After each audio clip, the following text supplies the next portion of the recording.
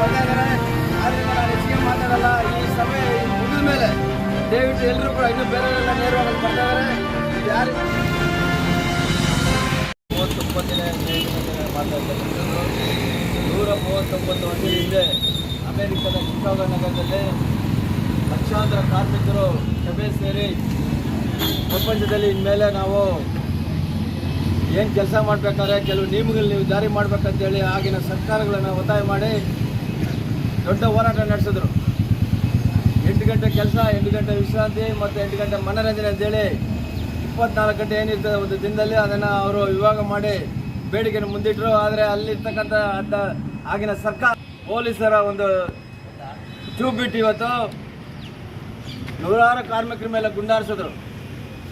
ಅದರಲ್ಲಿ 6-7 ಜನ ಅಲ್ಲೇ ಬಲಿಯಾದರು. ಆನಂತರ ಆ ಮುಖಂಡರ ಮೇಲೆ ಸುಳ್ಳು ಮುಖದ ಹಾಕಿ ಗಲ್ಲಿಗೇರಿಸಿದರು. ಈ ರೀತಿ ಏನು 139 ವರ್ಷಗಳ ಹಿಂದೆ ಕಾರ್ಮಿಕರ ಹೋರಾಟ ಏನು ಮಾಡಿದ್ರು, ಆ ಹೋರಾಟದಲ್ಲಿ ಇವತ್ತೇನು ಪ್ರಾಣ ಕೊಟ್ಟರು ನಮಗೋಸ್ಕರ ಕೊಟ್ಟಿರ್ತಕ್ಕಂಥದ್ದು. ಈ ಪ್ರಪಂಚದ ಎಲ್ಲ ಕಾರ್ಮಿಕರಿಗೆ ಒಂದು ನಿಯಮ ಬರಬೇಕು, ಗುಲಾಮಗಿರಿತನ ಹೋಗಬೇಕು, 20 ಗಂಟೆ ಕೆಲಸ 24 ಗಂಟೆ ಕೆಲಸ ಒಂದು ದಿನದಲ್ಲಿ ಮಾಡ್ತಕ್ಕಂಥ ಪದ್ಧತಿ ಹೋಗ್ಬೇಕಂತೇಳಿ ಹೋರಾಟ ಮಾಡಿ ಆ ಹೋರಾಟದಲ್ಲಿ ಏನು ಮಾಡಿದ್ರು.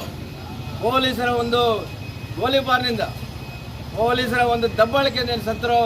ಅವ್ರನ್ನ ಸ್ಮರಿಸ್ತಕ್ಕಂಥ ಒಂದು ದಿನ ಇದು ಮೇ ದಿನ. ಸೊ ಇವತ್ತು ಅವ್ರನ್ನ ಸ್ಮರಿಸ್ತಕ್ಕಂಥ ದಿನದಲ್ಲಿ ನಾವು ಇವತ್ತು ಆಲೋಚನೆ ಮಾಡಬೇಕಾಗಿದೆ. ಅವತ್ತೇನಾದರೂ ಆ ರೀತಿಯಾದ ಒಂದು ನಿಯಮ ಇವತ್ತು ಜಾರಿಗೆ ಬಂದಿಲ್ಲ ಅಂದಿದ್ರೆ ಆ ಹೋರಾಟದಿಂದ ಇವತ್ತು ಎಲ್ಲ ಪ್ರಪಂಚದ ಎಲ್ಲ ದೇಶಗಳು ಎಚ್ಚೆತ್ಕೊಂಡು ಎಲ್ಲ ಕಡೆ ಕೂಡ 8 ಗಂಟೆ ಕೆಲಸ ಮಾತ್ರ ಮಾಡಿರಿ ಸಾಕಂತಕ್ಕಂಥ ಒಂದು ಪರಿಸ್ಥಿತಿಗೆ ಬಂದರು, ಆ ತೀರ್ಮಾನಕ್ಕೆ ಬಂದರು. ಆದರೆ ಇವತ್ತೇನಾಗಿದೆ, ನಮ್ಮ ದೇಶ ಇವತ್ತು ಕೂಡ ನಮ್ಮ ದೇಶ ಮಾತ್ರ ಅಲ್ಲ, ಪ್ರಪಂಚದ ಅನೇಕ ದೇಶಗಳಲ್ಲಿ ಆ ನಿಯಮ ಇವತ್ತು ಉಲ್ಲಂಘನೆ ಆಗ್ತಾ ಇದೆ. ನಮ್ಮ ದೇಶದಲ್ಲಿ ಕೇವಲ 4 ಕೋಟಿ ಸಂಘಟಿತ ಕಾರ್ಮಿಕರಿಗೆ ಮಾತ್ರ ಒಂದು ನಿಯಮ ಇವತ್ತಿದೆ ಹೊರತು ಇವತ್ತು ಗುತ್ತಿಗೆ ಕಾರ್ಮಿಕರಿಗೆ, ದಿನಕೂಲಿ ನೌಕರರಿಗೆ, ಬೇರೆ ಯಾವುದೇ ಒಂದು ಪ್ರೈವೇಟ್ ಕಂಪ್ನಿಯಲ್ಲಿ ಕೆಲಸ ಮಾಡ್ತಕ್ಕಂಥವ್ರಿಗೆ ಇವತ್ತು ಆ ನಿಯಮ ಇಲ್ಲ ಅಂತಕ್ಕಂಥದ್ದು ಯಾರು ಕೂಡ ಮರಿಬಾರ್ದು. ಅಂದರೆ ಇವತ್ತು 139 ವರ್ಷಗಳಾದರೂ ಕೂಡ ಆ ಒಂದು ಪದ್ಧತಿ ಇನ್ನೂ ಕೂಡ ಸಂಪೂರ್ಣವಾಗಿ ನಮ್ಮ ದೇಶದಲ್ಲಿ ಇವತ್ತು ಜಾರಿ ಆಗಲಿಲ್ಲ. ಆದ್ದರಿಂದ ಜಾರಿಗೋಸ್ಕರ ಇವತ್ತು ಮತ್ತೆ ನಾವು ಇನ್ನೊಮ್ಮೆ ನಾವು ಹೋರಾಟ ಮಾಡಬೇಕಾದಂಥ ಪರಿಸ್ಥಿತಿ ಇವತ್ತು ಸರ್ಕಾರಗಳ ಮುಂದೆ ನಮ್ಮ ಮುಂದೆ ಇಟ್ಟಿದೆ. ಇಂಜಿನಿಯರಿಂಗ್ ನಮ್ಮ ಇಲ್ಲಿಯ ಬಂಗಾರಪೇಟೆಯವರು, ಇಲ್ಲಿಯ ಮಾಲೂರಿನವರು, ಇಲ್ಲಿಯ BGML ನಗರದವರು ಹೋಗ್ತಾರಲ್ಲ, ನಿಮ್ಮೂರಲ್ಲ ಮಾಲುಗಳಲ್ಲಿ ಕೆಲಸ ಮಾಡಕ್ಕೆ ಹೋಗ್ತಾರೆ. ಮಾಲುಗಳಲ್ಲಿ ಎಲ್ಲಿದೆ ಕಾರ್ಯಕ್ರಮಗಳನ್ನು ಕೂಡ ಎಡಪಂಥೀಯ ಸರ್ಕಾರ ತರಲಿಕ್ಕೆ ಸಾಧ್ಯತೆ ಇದೆ.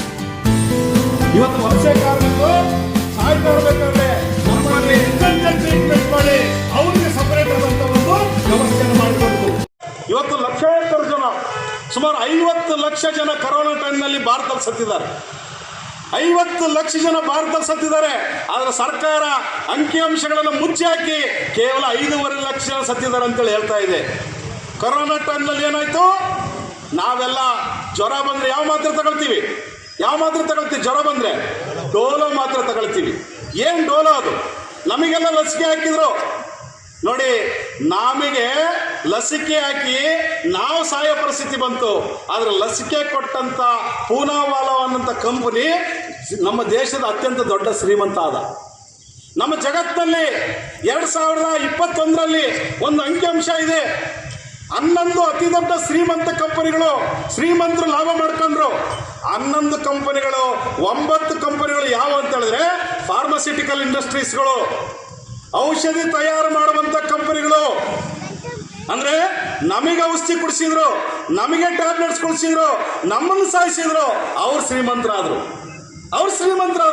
ಇವತ್ತು ಜಗತ್ತಿನಲ್ಲಿ ನೀವು ನೋಡಿರ್ಬೋದು ಅತಿ ಹೆಚ್ಚು ಸಾವುಗಳು ಈ ಲಸಿಕೆ ಕೊಟ್ಟಿದ್ರಿಂದಾಗಿ, ಈ ಟ್ಯಾಬ್ಲೆಟ್ಸ್ ತಗೊಂಡಿದ್ರಾಗಿ ಅತಿ ಹೆಚ್ಚು ಸಾವುಗಳಾಗಿದ್ದಾವೆ. ಅದ್ರ ಬಗ್ಗೆ ಯಾರು ಕೂಡ ಮಾತಾಡ್ತಾ ಇಲ್ಲ. ಮೋದಿಯವರ ಸರ್ಕಾರ ಏನು ಹೇಳ್ತು, ಬಡವರಿಗೆ ಸರಿಯಾಗಿ ಲಸಿಕೆ ಕೊಡಲಿಲ್ಲ, ಬಡವರಿಗೆ ಪರಿಹಾರ ಕೊಡಲಿಲ್ಲ. ಆದರೆ ಇವತ್ತು ನೀವು ಕರೋನಾ ಹೋಗ್ಬೇಕು ಅಂತ ಹೇಳಿದ್ರೆ ನೀವು ದೀಪ ಹಚ್ಚಬೇಕು, ಆರತಿ ಬೆಳಗಬೇಕು ಅಂತ ಹೇಳಿದ್ರು. ದೀಪ ಹಚ್ಚಬೇಕು, ಆರತಿ ಬೆಳಗಬೇಕು ಅಂತ ಹೇಳಿದ್ರು. ಸರಿಯಾಗಿ ಹಾಸ್ಪಿಟ್ಲ್ ಇರಲಿಲ್ಲ. ಎಷ್ಟು ಪ್ರಮಾಣದಲ್ಲಿ ಇವತ್ತು ದೊಡ್ಡ ಪ್ರಮಾಣದಲ್ಲಿ ಜನ ವಲಸೆ ಹೋದ್ರು, ಸಾವಿಗೀಡಾದ್ರು. ಜನ ನಡೀತಾ ಹೋಗಿ ಸಾವಿಗೀಡಾದ್ರು. ಬಂಧುಗಳೇ, ನಿಮಗೆಲ್ಲ ಗೊತ್ತಿದೆ, ಕೊರೋನಾ ಟೈಮ್ನಲ್ಲಿ ವಲಸೆ ಕಾರ್ಮಿಕರು ಸಾವಿರಾರು ಸಂಖ್ಯೆಯಲ್ಲಿ ಬೀದಿಯಲ್ಲಿ ಸತ್ತೋದ್ರು. ಅವರು ವಲಸೆ ಬಂದಿದ್ದೇನಕ್ಕೆ ಅಂತಂದರೆ ಬಟ್ಟೆಗೋಸ್ಕರ, ಊಟಕ್ಕೋಸ್ಕರ, ಅವ್ರ ತಂದೆ ತಾಯಿ ಸಾಕಬೇಕು ಅಂತೇಳಿ. ನಿಮಗೆ ಕೆಲವು ಘಟನೆಗಳನ್ನು ನಾನು ಹೇಳಲಿಕ್ಕೆ ಬಯಸ್ತೀನಿ. ನೋಡಿ, ಮುಂಬೈಯಲ್ಲಿ ನಡ್ಕೊಂತ ಹೋಗ್ತಾ ಇದ್ರು 20 ಜನ ಕಾರ್ಮಿಕರು. ರಸ್ತೆಗಳಲ್ಲಿ ಬ್ಯಾರಿಕೇಡ್ಗಳನ್ನು ಹಾಕಿದ್ರು, ವಲಸೆ ಕಾರ್ಮಿಕರು ಹೋಗಬಾರ್ದು ಅಂತೇಳಿ. ಅವರು ರಸ್ತೆಗಳಲ್ಲಿ ಹೋದರೆ ಪೊಲೀಸರು ನಡೀತಾರೆ ಅಂತೇಳಿ ರೈಲ್ವೆ ಹಳಿಗಳ ಮೂಲಕ ಹೋದರು. ರೈಲ್ವೆ ಹಳಿಗಳ ಮೂಲಕ ನಡೀತಾ ಹೋಗಿ ಸುಮಾರು ಒಂದು 20-30 ಕಿಲೋಮೀಟರ್ ಆದಾಗ, ಮಧ್ಯರಾತ್ರಿ ಆದಾಗ ರೈಲ್ವೆ ಹಳಿಗಳ ಮೇಲೆ ಮಲಗಿದ್ರು. ಅವ್ರಿಗೆ ಗೊತ್ತಿರಲಿಲ್ಲ, ಅವ್ರು ತಿಳ್ಕೊಂಡಿದ್ರು ರೈಲು ಬರಲ್ಲ ಅಂತೇಳಿ. ಆದರೆ ಮಧ್ಯರಾತ್ರಿ ರೈಲ್ವೆ ಹಳಿಗಳ ಮೇಲೆ ಸುಸ್ತಾಗಿ ನಡೆದಾಗ ಆ ಮಧ್ಯರಾತ್ರಿ ಬಂದಂಥ ಗೂಡ್ಸ್ ಟ್ರೈನಲ್ಲಿ 20 ಜನ ಕಾರ್ಮಿಕರು ಸತ್ತೋದ್ರು. ಅವ್ರು ತಗೊಂಡೋಗಿದ್ದೇನೋ, ಅವ್ರು ಸತ್ತಾಗ ಬಿದ್ದಿದ್ದೇನೋ ಅಂತಂದರೆ ಅವ್ರ ಜೇಬಲ್ಲಿದ್ದಂಥ 10 ರೂಪಾಯಿ 20 ರೂಪಾಯಿ ಹಣ, 100 ರೂಪಾಯಿ ಹಣ, ಜೊತೆಗೆ ಅವ್ರು ಊಟ ಮಾಡಬೇಕು ಅನ್ನೋಂಥ ಒಂದು ರೊಟ್ಟಿಗಳು ಜೊತೆಗೆ ಬಿದ್ದಿದ್ದು. ಅಂದರೆ ಇವತ್ತು ಕಾರ್ಮಿಕರು ಆ ರೊಟ್ಟಿಗೋಸ್ಕರ, ಆ ತಂದೆ ತಾಯಿಗಳನ್ನು ಬದುಕಿಸ್ಬೇಕಂತ ಹಣಕ್ಕೋಸ್ಕರ ಇವತ್ತು ರಸ್ತೆಯಲ್ಲಿ ಬೀದಿಯಲ್ಲಿ ಸತ್ತು ಹೋದ್ರು. ಅವರಿಗೆ ಯಾವುದೇ ರೀತಿ ರಕ್ಷಣೆ ಸಿಗಲಿಲ್ಲ. ನಮಗೆ ಕಾನೂನುಗಳಿದ್ರು ಕೂಡ ರಕ್ಷಣೆ ಸಿಗಲಿಲ್ಲ. ನಿಮಗೆಲ್ಲ ಗೊತ್ತಿದೆ. ನಿಮ್ಮ ಹತ್ರ ಬಂದಿದ್ದಾರೆ, ಬಿಸಿ ಹೊಡೆದ ಹೆಣ್ಮಕ್ಳ ಹತ್ರ ಬಂದಿದ್ದಾರೆ, ಪಂಚಾಯತಿ ನೌಕರರ ಬಂದಿದ್ದಾರೆ, ಕಟ್ಟಡ ಕಾರ್ಮಿಕರ ಹತ್ರ ಬಂದಿದ್ದಾರೆ, BGML ರಿಟೈರ್ಡ್ ಆದವ್ರ ಹತ್ರ ಬಂದಿದ್ದಾರೆ. ಬಂದೇನು ಹೇಳ್ತಾರೆ, ನೀವು ಈ ಶ್ರಮ್ ಕಾರ್ಡ್ ಮಾಡಿಸ್ರಿ ಅಲ್ವಾ, ಈ ಶ್ರಮ್ ಕಾರ್ಡ್ ಮಾಡಿಸ್ರಿ ಅಂತೇಳಿ ಮಾಡಿಸಿದ್ದಾರೆ. ಏನು ಈ ಶ್ರಮ್ ಕಾರ್ಡು? ಅಸಂಘಟಿತ ವಲಯದ ಕಾರ್ಮಿಕರು 430 ಕೆಟಗರಿ ಜನ ಈ ಶ್ರಮ್ ಕಾರ್ಡ್ ಮಾಡಿಸಿದ್ದಾರೆ. ಈ ಶ್ರಮ್ ಕಾರ್ಡ್ ಮಾಡಿಸಿದ್ರೆ ನಿಮಗೇನೋ ಭಾಳ ತಿರುಪತಿ ತಿಮ್ಮಪ್ಪನ ಕಿರೀಟ ಸಿಗುತ್ತೆ ಅಂತೇಳಿ ಹೇಳಿದರು. ಆದರೆ ಯಾವ ಕಿರೀಟನೂ ಸಿಗಲಿಲ್ಲ. ಅದರಲ್ಲಿ ಏನಪ್ಪ ಅಂತಂದರೆ, ಈ ಶ್ರಮ್ ಕಾರ್ಡ್ ಅಂತ ಮಾಡಿಸಿದ್ರೆ ನೀವು ಸತ್ರ 2 ಲಕ್ಷ ಸಿಗುತ್ತೆ. ಅದು ನೀವು ಆಕ್ಸಿಡೆಂಟ್ ಆಗಿ ಸಾಯಬೇಕು. ಹಂಗೆ ಆಗಿದೆ. BGML ಮುಚ್ಚಾಕಿ 25 ವರ್ಷದಲ್ಲಿ ಕೂಡ ಅವರಿಗೆ compensation amount, full amount settle ಆಗಿಲ್ಲ. ಅದಕ್ಕೋಸ್ಕರ ಪದೇ ಕೇಸ್ಗಳನ್ನು ಹಾಕ್ತಾರೆ. ಎಲ್ಲ ಕೇಸ್ಗಳಲ್ಲಿ ಸಕ್ಸಸ್ ಆಗಿದ್ದಾರೆ ವರ್ಕರ್ಸ್, ಯೂನಿಯನ್ ಸಕ್ಸಸ್ ಆಗಿದೆ. ಆದರೆ ಸರ್ಕಾರಗಳು ಯಾವುದನ್ನು ಕೂಡ ಇಂಪ್ಲಿಮೆಂಟ್ ಮಾಡಿಲ್ಲ. ಕಾಂಪನ್ಸೇಷನ್ ಕೊಡಬೇಕು, ಮನೆ ಸ್ವಂತ ಮಾಡಬೇಕು, ಏನು ಕೊಟ್ಟಿಲ್ಲ. 139 ವರ್ಷ ಮೇದಿನ ಅಂದರೆ BGML ಕೂಡ ಅಷ್ಟೇ ವಯಸ್ಸು. 1880ರಲ್ಲಿ ಶುರುವಾದದ್ದು BGML. ಅಲ್ಲಿಂದ 120 ವರ್ಷಗಳ ಕಾಲ